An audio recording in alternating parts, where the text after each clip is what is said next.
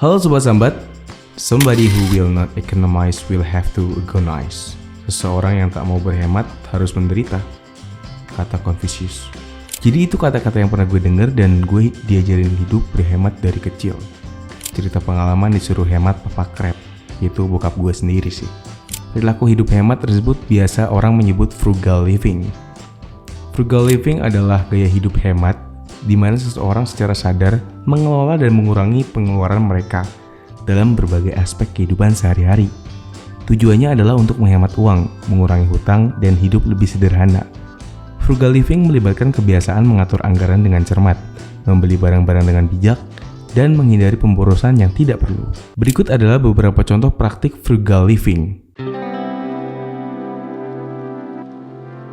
Yang pertama, membuat anggaran. Menetapkan anggaran bulanan dan mengikuti rencana pengeluaran yang telah ditetapkan untuk membatasi pengeluaran yang tidak perlu. Nah, biasanya tahap-tahap pertama tuh kalian buatin anggaran buat jangka bulan ke depan gitu. Barang-barang yang butuhin, barang-barang yang mau dibeli, dan barang-barang yang masih bisa dibeli besok-besok gitu. Makanya kalau lu punya keinginan, coba deh pakai tips 3 minggu. Kalau 3 minggu lu masih pengen barang itu, lu baru beli gitu sih. Yang kedua, menyimpan uang. Menabung sebagian pendapatan bulanan sebagai cadangan darurat atau untuk jangka panjang. Nah, ini juga penting bro. Lu jangan lupa nyisihin uang buat nabung. Ya buat investasi jangka panjang kan.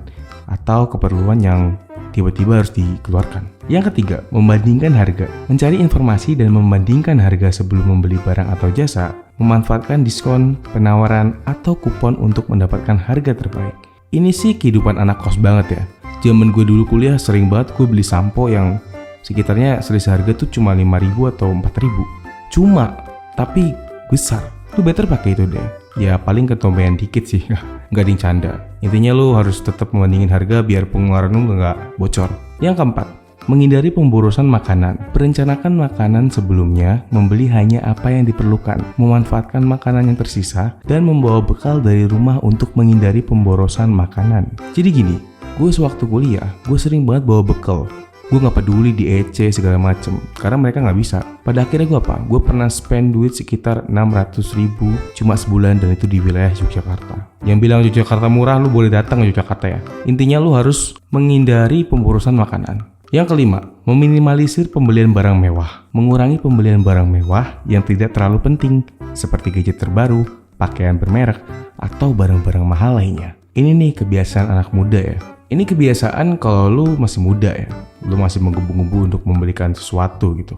Entah itu belikan barang branded seperti sepatu, jaket, baju segala macam. Sebenarnya itu wajar buat self reward segala macam. Cuma jangan sampai itu bikin blunder dan tabungan lu nol gitu. Yang keenam, menghemat energi. Mengurangi konsumsi listrik dan air dengan mematikan peralatan yang tidak digunakan. Memilih peralatan hemat energi atau menggunakan sumber energi yang ramah lingkungan. Sewaktu gue kuliah, listrik gue tuh gue jatah 20.000 sebulan. Kok bisa? Ya, karena gue make itu secukupnya. Zaman dulu, waktu gue ngecas apapun, gue selalu ngecas di kampus. Jadi sebisa mungkin penggunaan listrik di kosan lu itu seminim mungkin. Ya, tapi kalau ada temen beda lagi sih ya. Yang ketujuh, menjaga kendaraan dengan baik. Melakukan perawatan dan perbaikan kendaraan secara teratur untuk mencegah kerusakan yang lebih serius dan mengurangi biaya perbaikan yang mahal di masa depan.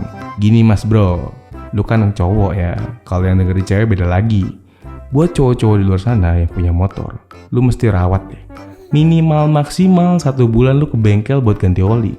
Kalau lu pakai itu motor tiap hari, karena yang namanya oli mesin itu bakal pekat kalau lu pakai tiap hari.